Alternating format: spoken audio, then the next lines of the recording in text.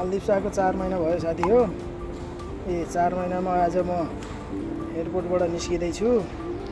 मलाई कम्पनीले पासपोर्ट नदिएर कति दुःख भयो, कति दुःख गरेर 4 महिना काम गर्दा पनि उनले पासपोर्ट नदिएर बिना सेलरी अहिले म नेपाल हेल्पलाइनको सहयोगबाट नेपाल जाँदैछु र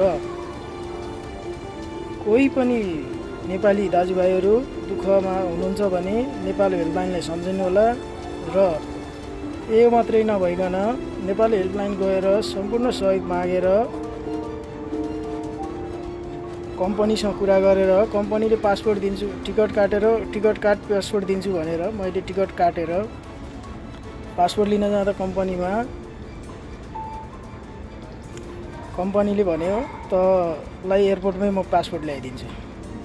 ल ओके भनेर म आएँ। इधर आउँदाखेरि यहाँ आउँदा एयरपोर्ट आएर एयरपोर्टमा दिएन उसले पासपोर्ट। नदिएपछि फेरि हेल्पलाइनलाई फोन गरेर हेल्पलाइनले पुलिस पठाएपछि बल्ल मेरो पासपोर्ट लिन सफल भएँ र नेपाल सफलतापूर्वक जाँदैछु।